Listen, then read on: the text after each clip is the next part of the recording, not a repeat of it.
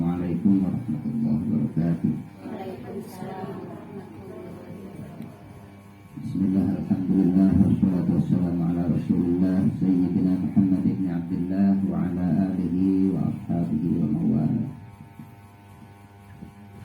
Asyhadu an la ilaha illallah wahdahu la syarika lah wa asyhadu anna sayyidina Muhammadan abduhu wa rasuluhu la nabiyya ba'dah. Rabbi shrah li sadri wa yassir li amri wa hlul 'uqdatam min lisani yafqahu qawli. Hadratul mukarramin, para ibu jamaah majelis shalawat yang mudah-mudahan senantiasa dirahmati Allah Subhanahu wa taala. Amin. Puji syukur mari kita panjatkan kehadirat Allah Subhanahu wa taala. Shalawat beserta salam semoga tetap dicurahkan pada junjungan kita Nabi besar Muhammad sallallahu alaihi wasallam, juga kepada keluarganya, para sahabatnya, para tabi'in, atba'ut tabi'in. Mudah-mudahan juga sampai pada kita semua, sehingga kita semua mendapatkan syafaatnya nanti di yaumul jazaa wal hisab. Amin ya Allah ya rabbal alamin.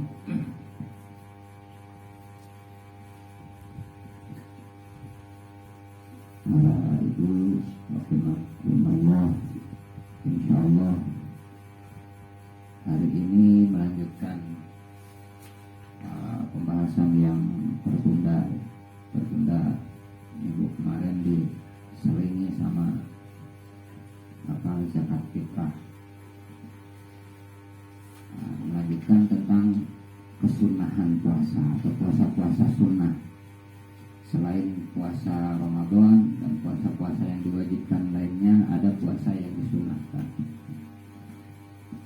Kemarin sudah disampaikan di awal, puasa yang disunahkan semuanya ada berapa? Masih ingat? Ada 15. Ada 15 puasa yang disunahkan.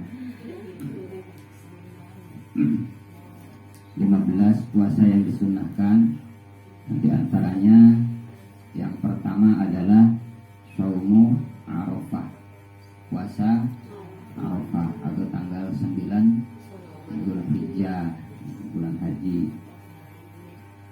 Yang kedua puasa apa?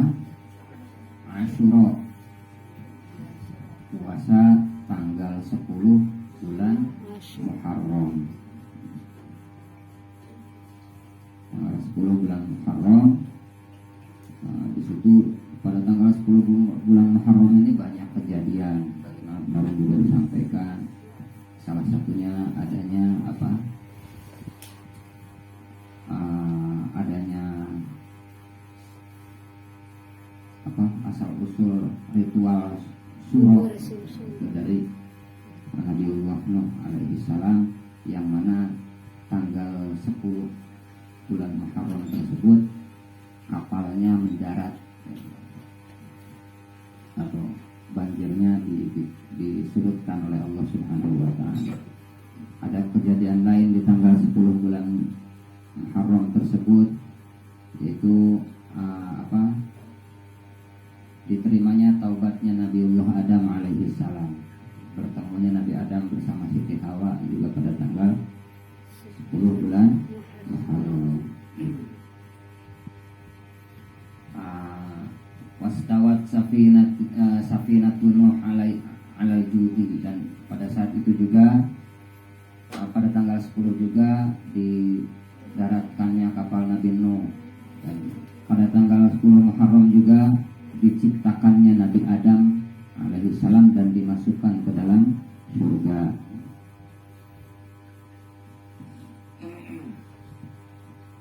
Wa ukhrija Yunus min batnil hut, dan tanggal 10 Muharram juga dikeluarkannya Nabi Yunus dari dalam perut ikan nun. Dari dalam perut ikan nun yang selama berhari-hari ada di dalamnya. Artinya taubatnya Nabi Adam diterima tanggal 10 Muharram. Taubatnya Nabi Yunus juga diterima tanggal 10 Muharram. Nabi Adam berdoa pada tanggal 10 Muharram bersama Siti Hawa, Rabbana lana wa illam taghfir lana wa tarhamna lanakunanna minal khasirin. Begitu juga dengan Nabi Yunus. Nabi Yunus doanya gimana? La ilaha illa anta subhanaka inni kuntu minaz zalimin.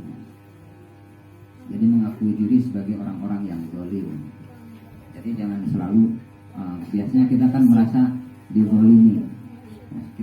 Saya dizalimi sama si Anu, padahal kita menzalimi diri sendiri. Jadi masing-masing di antara kita ini sama-sama saling merasa dizalimi. Lalu siapa yang menzalimi? Padahal di antara kita ini sama-sama saling menzalimi diri sendiri. Akhirnya malah merasa dizalimi orang lain. Nah, Nabiullah Adam diterimanya taubatnya itu karena mengakui diri sebagai orang zalim. Rabbana zalamna, ya Allah, ya Tuhan kami, sesungguhnya kami menzalimi diri kami sendiri. Zalamna anfusana wa illam taghfir lana, dan jika engkau tidak mengampuni kami, lanakunanna minal khasirin, maka kami adalah orang-orang yang merugi. Begitu juga dengan Nabi Yunus. Nabi Yunus berdoanya seperti itu. La ilaha illa anta subhanaka inni kuntu minaz zalimin. Tiada Tuhan selain engkau. Subhanaka inni kuntu minaz zalimin. Maha suci engkau ya Allah, sesungguhnya aku adalah orang yang zalim. Wa Yusuf minal hubbi minal jubbi, dan dikeluarkannya Nabi Yusuf dari dalam sumur itu juga tanggal 10 bulan Muharram. Dikeluarkan dari sumur, dibawa ke kota Mesir, dibeli sama Siti Zulaikha.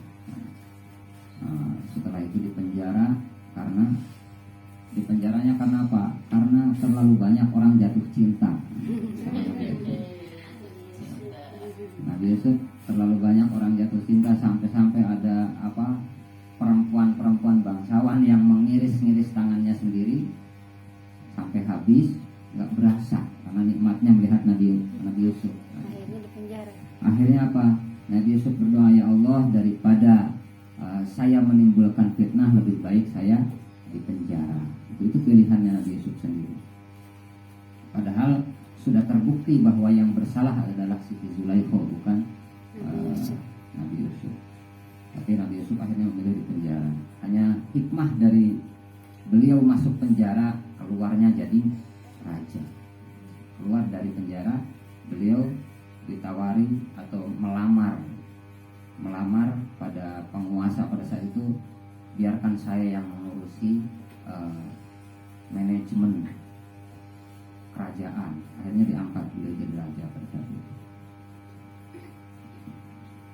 Watiba ala qaumi Yunus, dan tanggal 10 Muharram juga Allah memberikan taubat pada kaumnya Nabi Yunus alaihi salam. Wa wulida Ibrahim alaihi salam wa naja minan nar fihi. Dilahirkannya Nabi Ibrahim juga tanggal 10 bulan Muharram. Wa naja minan nar, dan diselamatkan dari api neraka, dari api. Waktu itu beliau dibakar oleh Raja Namrud dan kawan-kawan. Maka diselamatkan, dibebaskan beliau dari api, dari pembakarannya Namrud. Itu juga tanggal 10 bulan Muharram. Wa wulida Isa alaihi salam, dan dilahirkannya Nabi Isa alaihi salam juga tanggal 10 bulan Muharram, yang bertepatan dengan tanggal berapa Masehinya? Iya. Natal.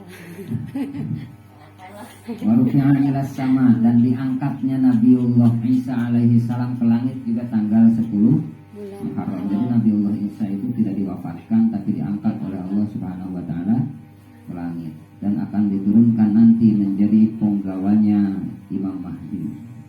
Ketika nanti ada khalifah Imam Mahdi, maka Nabi Isa sebagai senopatinya, orang yang akan membunuh Dajjal. Nah, jadi kita nggak perlu repot-repot bersusah payah mendirikan khilafah. Nanti khilafah itu terbentuk dengan sendirinya dengan adanya Imam Mahdi. Jadi nggak usah membuat narasi yang terlalu berlebih untuk menegakkan khilafah. Nanti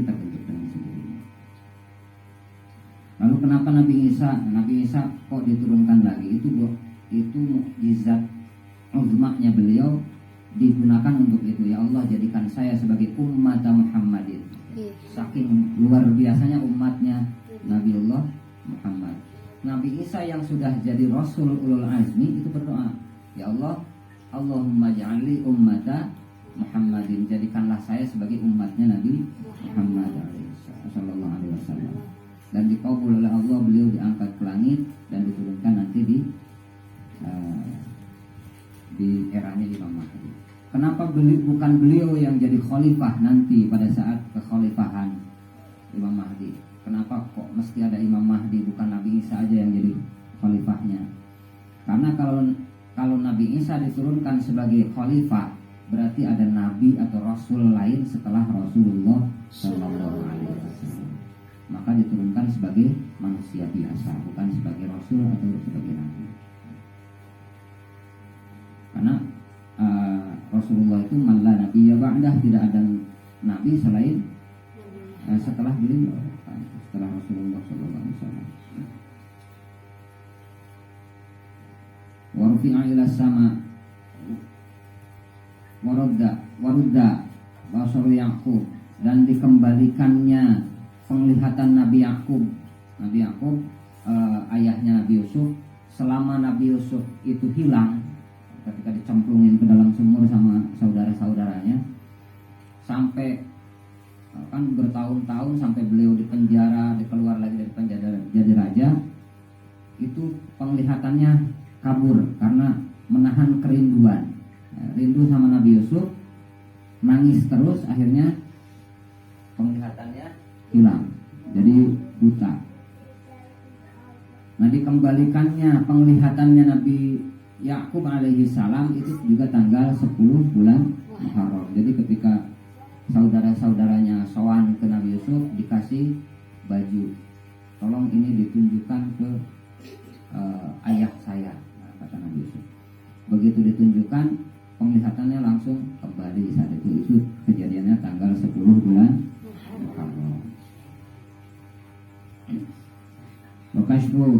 Wakushifa baru Ayub, dan dihilangkannya penyakit Nabi Ayub. Nabi Ayub adalah nabi yang awalnya kaya raya, tapi soleh. Solehnya luar biasa, ibadahnya luar biasa, sehingga setan itu iri. Setan akhirnya mohon izin sama Allah, ya Allah, izinkan saya untuk memberi kemadharatan sama Nabi Ayub. Saya akan angkat semua kekayaannya. Sama Allah diizinkan. Semua binatang peliharaannya dibakar sama setan, mati semua. Tapi masih ibadah juga. Anak istrinya minta izin lagi, anaknya akan saya bakar juga, silahkan. Setelah anak putra-putranya diwafatkan juga, beliau masih tetap beribadah. Akhirnya udah kehabisan jalan, berarti dirinya. Nabi Ayub berdoa sama Allah, silahkan ya Allah, saya mau dikasih penyakit apapun, yang penting lidah saya tolong dijaga, karena lidah inilah yang saya gunakan untuk menyebut asmamu. Jadi dikasih penyakit yang luar biasa, sehingga semua orang-orang yang tadinya dekat sama beliau itu meninggalkan beliau semua, termasuk istri-istrinya. Istrinya juga ada beberapa istrinya, hanya tersisa satu orang istrinya yang setia, dan akhirnya beliau sampai rela menjual rambutnya untuk merawat Nabiullah Ayub alaihissalam. Dan dihilangkannya penyakit atau kemadharatan pada Nabi Ayub itu juga tanggal 10 bulan Muharram. Wa ghufira li nabiyillahi Dawud fi, dan diampuni Nabi Dawud alaihi salam juga di tanggal 10 bulan Muharram. Emang diampuni dari apa? Nabi Dawud itu punya istri 99. Suatu ketika ada prajuritnya menghadap, baru nikah, ternyata istrinya cantik. Kata Nabi Dawud, saya belum punya istri yang secantik dia. Jadi berikan dia ke saya, kamu cari lagi. Akhirnya diberikan. Namanya raja, Nabi Daud raja, diberikan istrinya. Akhirnya lengkap istrinya jadi 100. Dari situ Nabi Daud ditegur sama Allah. Di dalam Al-Quran ada kisahnya, ditegur oleh Allah, disindir bahwa ciri-ciri orang serakah itu sudah punya 99 domba. Jadi ada malaikat Jibril diturunkan diutus sama Allah menyerupai manusia, makhluk manusia, datang bertanya. Tiba-tiba bertanya, ya Nabi Allah, jika ada orang punya 99 domba, terus meminta domba saya yang cuma 1, itu gimana hukumnya? Diputuskan sama Nabi Daud bahwa itu sebagai orang yang zalim. Padahal itu sedang menyindir beliau sendiri. Dan diampuni Nabiullah Daud alaihissalam juga di tanggal 10 bulan Muharram. Jadi tanggal 10 itu. Tapi lantas apa kejadian yang menimpa atau apa yang dilakukan oleh Nabiullah Daud itu sebagai suatu kemaksiatan? Ya tidak. Jadi yang namanya Rasul itu melakukan hal yang baik atau hal yang buruk itu sebagai syariat.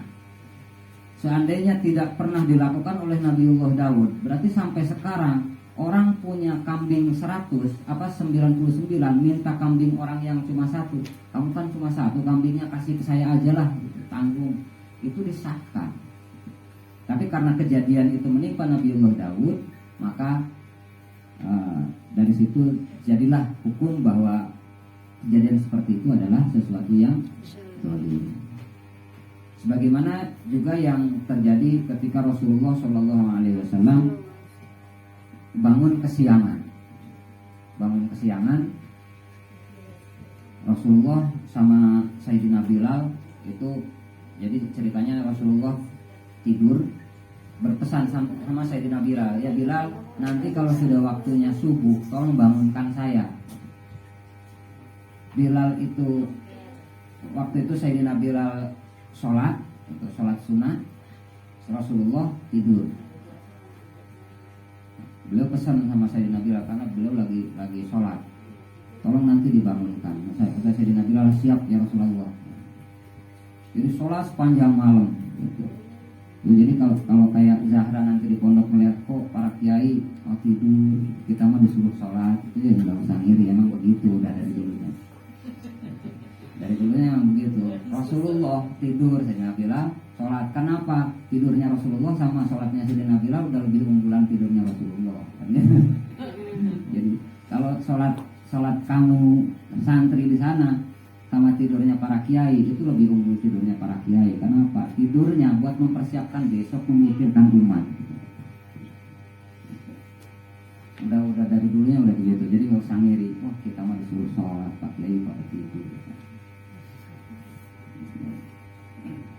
Memang dari dulu udah begitu. Nah, singkat cerita kesiangan, Bilal itu lagi sholat, sholatnya udah merasa capek, duduk akhirnya ketiduran juga. Pas subuh dua-duanya bablas. Begitu bangun matahari sudah bahkan di salah satu riwayat disebutkan bahwa terbangunnya Rasulullah itu karena teriknya matahari menerpa tubuhnya. Pas bangun Rasulullah membangunkan Bilal. Ya Bilal, kenapa kamu tidak bangunkan saya? Jawabannya Bilal, saya mengalami apa yang engkau alami ya Rasulullah. Nah, jawabannya seperti itu. Jadi santri-santri yang kayak gitu dari dulu ada. Sayyidina Bilal itu santrinya Rasulullah. Begitu ditegur jawab, karena santri beling kayak gitu. Jadi murid-murid pembangkang itu dari dulu udah ada. Tapi Rasulullah cuma tersenyum. Cuma senyum. Jadi guru yang cuma tersenyum ketika dibangkang sama muridnya, ya juga dari dulu memang sudah disyariatkan sama Rasul. Muridnya membangkang malah senyum. Jadi ya udah kita sholat sekarang. Nah, kejadian yang menimpa Rasulullah bangun kesiangan tersebut itu menjadi syariat bagi kita bahwa yang namanya qadha itu ya seperti itu. Bangun langsung sholat. Bukan nanti deh sholatnya tanggung, sekarang mah lagi makan, nanti aja di kodok. Bukan kayak gitu. Yang namanya sholat kodok itu adalah sholat yang li'udhrin, tertinggal karena uzur. Uzurnya sholat apa? An-naumu wan nisyan, tidur dan lupa. Tidurnya bukan sengaja, udah jelas-jelas adzan isya itu tadi jam 7, jam 10 belum sholat, tidur dulu lah, nanti aja sholatnya. Ya bablas sampai subuh juga bablas lagi, 2 sholat kelewat. Jadi kalau memang yang dinamakan uzur sholat itu adalah tidur yang memang tidak disengaja, ya seperti tidurnya Rasulullah tadi.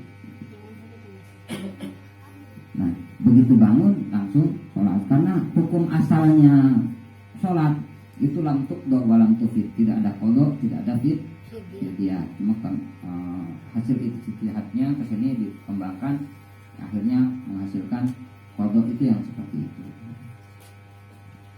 Begitu juga dengan Rasulullah pernah sekali buang air kecil sambil berdiri. Kenapa? Kenapa Rasulullah melakukan hal seperti itu? Katanya kalau guru kencing berdiri, murid kencing berlari.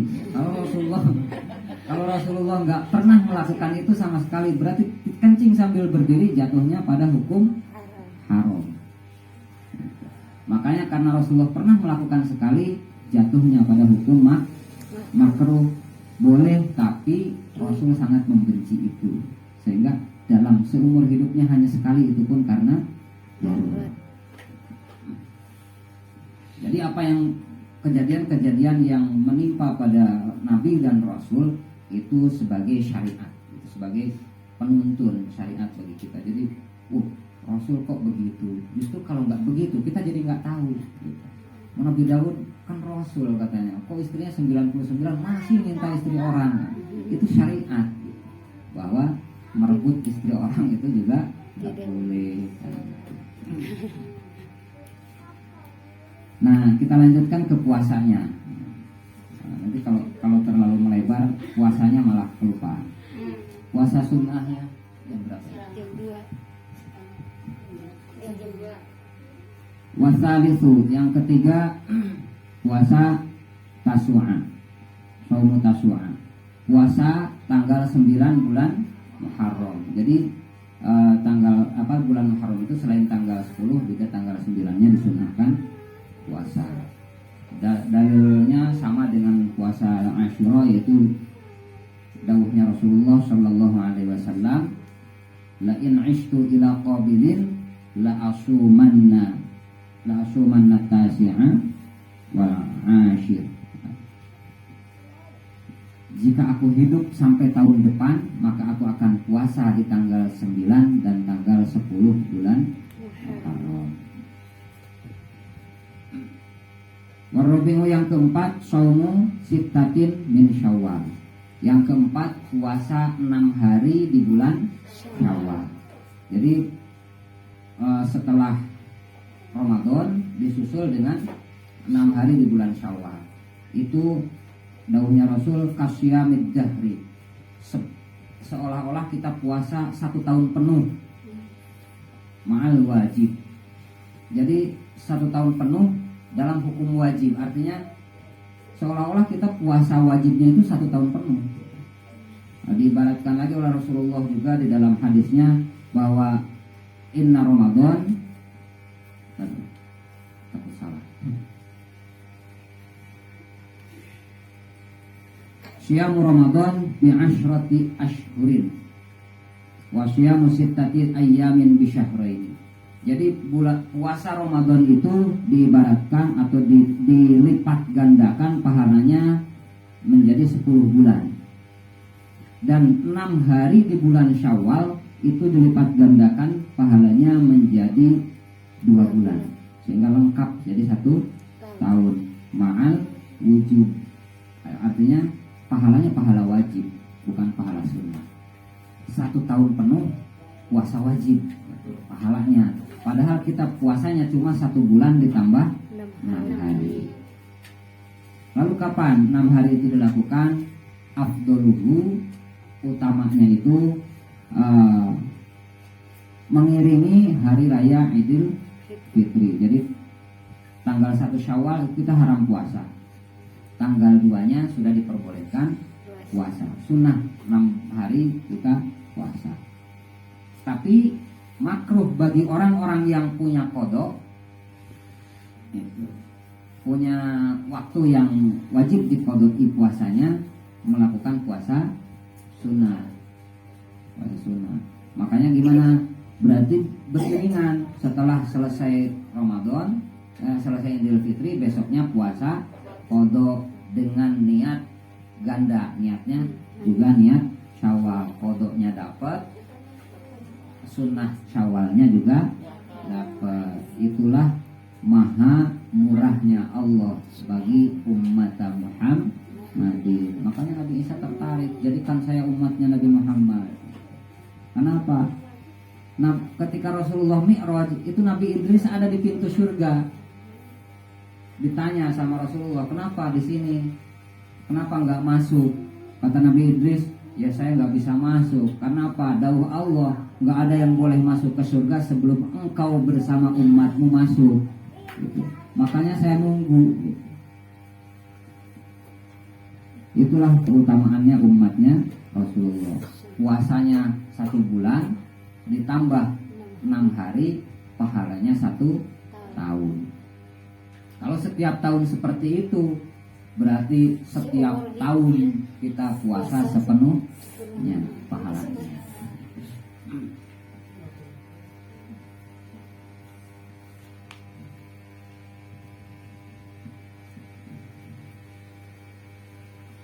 Wal khamis, yang keempat,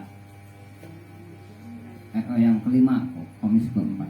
Wal khamis yang kelima, shaumu ayyamil bid, puasa hari-hari putih. Hari-hari putih atau ayyamil bid itu tanggal 13, 14 dan 15 setiap bulan. Lalu gimana kalau umpamanya bulan Dzulhijjah, bulan haji, tanggal 13 itu adalah Ayyamut Tasyrik, termasuk hari tasyrik, haram puasa. Berarti digeser, jadi 14, 15, 16.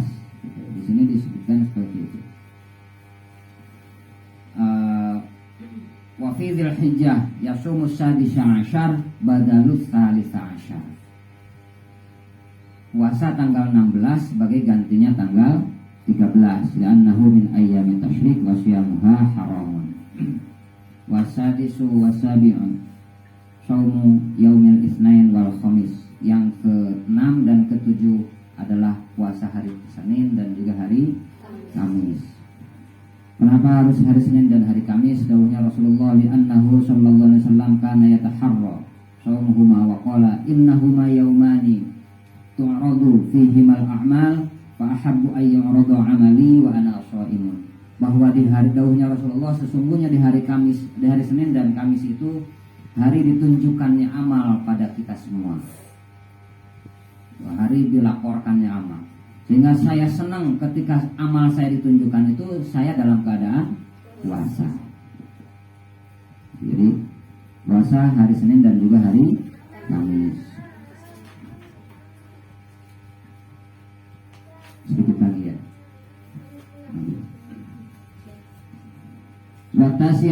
Watasi'u yang ke tadi yang ke-8 dulu ya. 8-nya belum. Wasaminu shaumu samaniyata ayyamin qabla yaumi Arafah. Yang ke-8 puasa 8 hari sebelum yaumi Arafah. Jadi 8 hari tanggal 1 sampai dengan tanggal 8 bulan Dzulhijjah. Itu juga disunahkan puasa.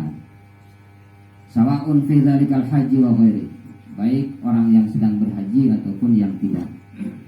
Watasyu yang ke-9 shaumu tsamaniyata fil muharram qabla tasi, dan yang ke-9 puasa 8 hari sebelum hari Tasu'a dan juga hari Asyura, yaitu tanggal 1 sampai dengan tanggal 8 bulan Muharram. Disunahkan puasa. La ba'sa bi ifradi, baik itu 8 harinya terpisah sama 9 dan 10 atau disatukan. Artinya mau disambung sama 9 10-nya atau enggak pun juga enggak masalah. Kesunahannya berbeda. Wal ashiru yang ke-10 Shaumu ayyamil ashhuril haram. Yang ke-10 adalah puasa di bulan-bulan haram, bulan-bulan yang dimuliakan. Bulan haram itu apa aja? Bulan haram itu adalah Al-Muharram. Yang pertama bulan Muharram, yang kedua bulan Rajab, yang ketiga bulan Zulqa'dah. Zulqa'dah itu bulan apa kalau ini? Sebelum haji apa? Habib ya. Wadul Hijjah, dan yang keempat adalah bulan Dzulhijjah, bulan haji. Wa afdhalus syuhur Ramadan. Yang terbaik dari semua bulan adalah bulan Ramadan. Tsummal Muharram. Lalu urutan keduanya ada bulan Muharram, urutan ketiganya ada bulan Rajab, urutan keempatnya Dzulhijjah, dan urutan kelimanya Dzulqa'dah, yang terakhir ada bulan Sya'ban. Wal hadi asyar, yang ke-11 Shaumu ayyamil layali sud min kulli syahrin. Kalau tadi ada hari putih, maka sekarang ada hari hitam. Ayyamil bid tanggal 13, 14, 15 itu hari putih. Kalau hari hitam berarti tanggal 28, 29, 30. Itu juga disunahkan berpuasa. Lalu kalau umpamanya bulannya cuma 29, ya berarti 28, 29.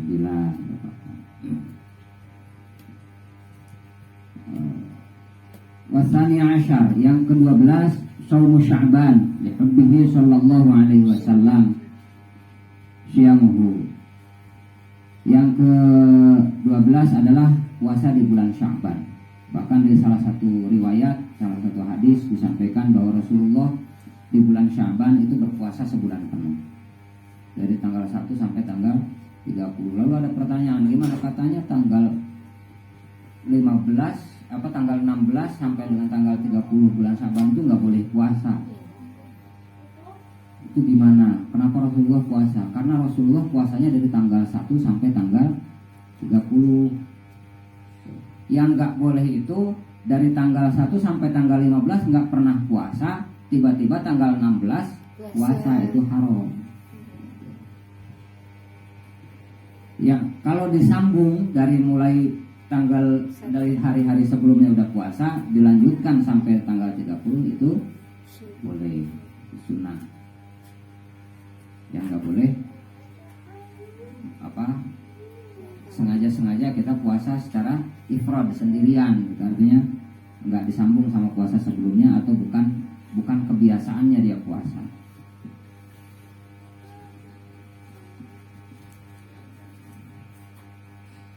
Wasalis asyar, yang ke-13 Shaumu yaumin wa fitra yaumin. Yang ke-13 puasa satu hari, buka satu hari. Itu puasanya Nabiullah Daud alaihi salam. Hikmahnya luar biasa. Istrinya 99 tambah 1 jadi 100. Ditambah lagi Nabiullah Daud itu dahsyatnya puasanya Nabiullah Daud. Apa? Nabi Daud perang dimanapun nggak pernah kalah. Karena apa? Baju besinya nggak harus ditempa bikinnya, tapi pakai tangannya sendiri, dibentuk pakai tangannya sendiri. Makanya dalam doa saya tadi disampaikan, Allahumma layyin lana qulubal alamin kama layyantal hadid dari Daud alaihi salam. Lembutkanlah hati orang-orang sebagaimana engkau melembutkan hatinya, melembutkan besi pada Nabi Daud. Besi ditaklukkan sama Nabi Daud.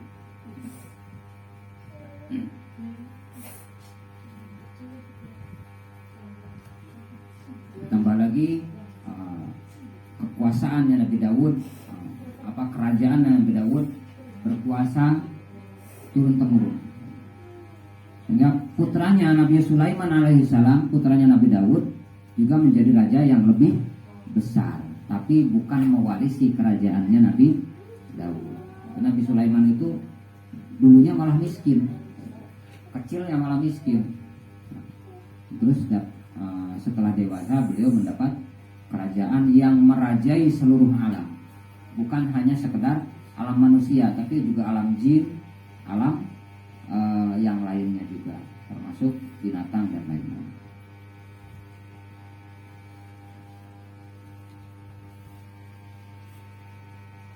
Warabi' asyar, yang ke-14, saumu yaumin wa fitru yaumain.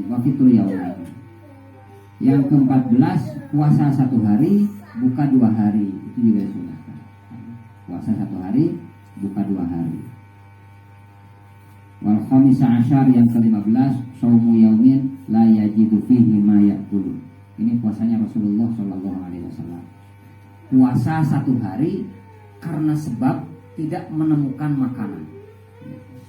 Jadi Rasulullah itu begitu, nggak ada makanan, ya udah puasa. Besoknya masih nggak nemu makanan lagi, ya udah puasa. Ganjel perutnya, sampai 3 diganjel. Makanya istrinya protes, ya Rasulullah, bukannya engkau adalah Rasul dan Rasul apa? Sayyidul Anbiya wal Mursalin, terbaik dari semua Rasul. Pasti doamu terkabul, kenapa enggak minta aja sama Allah? Istri-istrinya Rasul juga protes sama. Jadi kalau maunya ibu ada yang nyindir-nyindir, wah istri zaman sekarang, istri Rasul juga sama protes kalau masalah perut. Enggak apa-apa.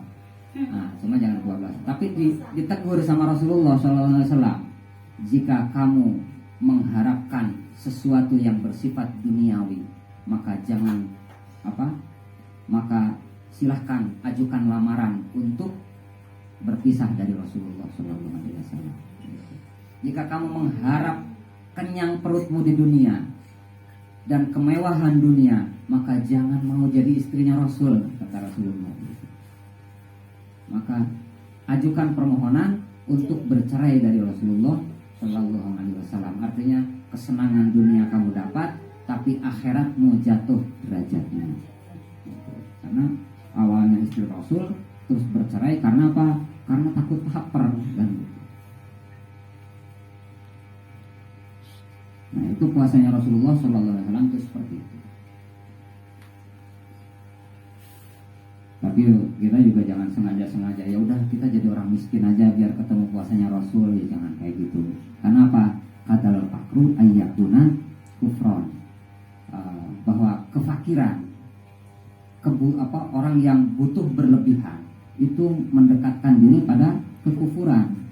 Orang yang fakirnya berlebihan, artinya fakir itu apa? Fakir itu kebutuhannya melebihi kemampuannya. Dia mampunya menghasilkan 2, tapi kebutuhannya 10. Nah itu fakir. Jadi kadal fakru ayyakuna kufron. Kalau Rasulullah mah nggak fakir sebetulnya. Karena apa? Karena beliau itu miskin ya, tapi nggak fakir. Fakirnya sama siapa? Fakirnya hanya sama Allah, butuhnya sama Allah. Nggak pernah fakir beliau sama yang namanya dunia.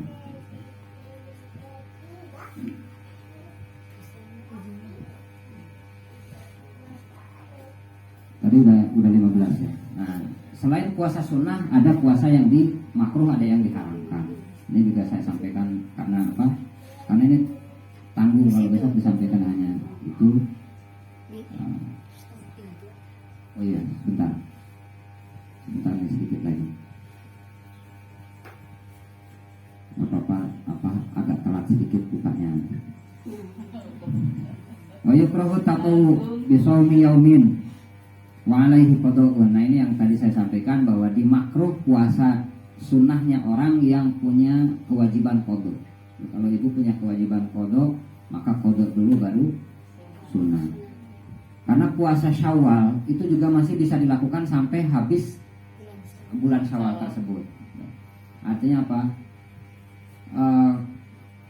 Qada dulu baru pokoknya saya mah gak yakin kalau disatu-satuin gitu ya, nanti aja setelah qada selesai baru 6 hari sunnah Syawalnya. Dan disunnahkan mengkodok sunnah Syawal tersebut 6 hari bulan Syawal. Kemarin bulan Syawal saya nggak sunnah, anggap puasa sunnah 6 hari, maka udah lewat bulan Syawalnya dikodok. Saya niat mengkodok puasa sunnah Syawal tersebut. Itu juga Bapak. Jadi kalau umpamanya punya kewajiban kodok dulu. Wafar walaihi tiradu qadau fardin wa ifradu yaumil jum'ah, dan dimakruh puasa hari Jumat, hari Sabtu dan hari Minggu secara ifrad. Bukan puasa hari Jumat, Sabtu, Minggu itu nggak boleh, makruh bukan. Tapi makruhnya kalau ifrad, kalau sendirian. Puasa Jumat doang itu nggak boleh. Kalau mau puasa Jumat, Kemisnya harus puasa. Atau puasa Jumat, Kemisnya nggak puasa, Sabtunya harus puasa. Nggak boleh puasa Jumat secara sendiri Jumat doang, atau Sabtu sendiri. Kalau Sabtu mau puasa, Jumatnya harus puasa, atau Minggunya harus puasa. Jadi harus ada temennya, nggak boleh sendirian. Sama halnya juga hari Ahad, hari Minggu juga sama. Jadi Jumat, Sabtu, Minggu itu tidak boleh puasa sendirian. Hukumnya makruh, tapi nggak haram. Tapi walaupun kita kudu di hari Sabtu atau Minggu nggak boleh juga. Bisa kita bayar utang nih kodok, bisanya di Sabtu atau Minggu. Kalau kodok lain. Kalau kodok itu termasuk ada. Jadi harus disegerakan. Justru harus disegerakan. Ketemunya Jumat ya Jumat, ketemunya Sabtu ya Sabtu. Bahkan ketika kodok sholat itu di waktu haram kita tetap harus kodok. Ba'da asar nggak boleh sholat, tapi kalau kodok jadi boleh. Bahkan di hari Syak, ayam Syak, tanggal 30 Syakban itu nggak boleh kita puasa, haram karena ayam Syak. Tapi kalau kodok atau nazar itu wajib kita puasa. Ya. Nah ini yang dimaksud makruh di sini adalah puasa sunnah. Wasomid dahri liman khofa bihi dororon, dan dimakruh puasa 1 tahun penuh bagi orang-orang yang takut mendapat kemandaratan.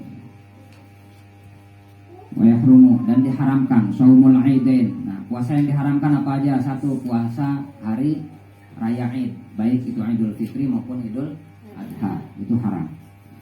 Wa shaumu ayyamit tasyrik, dan selanjutnya ada puasa hari tasyrik. Hari tasyrik itu 3 hari mengiringi Idul Adha, tanggal 11, 12 dan 13 itu haram. Wasomul haid wan nufasa, dan puasanya orang haid dan juga nifas itu juga haram, nggak boleh. Imsaknya gimana? Imsaknya boleh sunnah imsak, tapi nggak boleh puasa, haram. Jadi nggak boleh diniati puasa, dibatalin dulu. Wasomu yaumis syak, dan diharamkan puasa di hari Syak, yaitu tanggal 30 bulan Muharram tersebut. Bila sababin, kalau tidak ada sebab. Kalau ada sebabnya, contoh kayak qada atau nazar, itu wajib, atau kifarat itu juga wajib.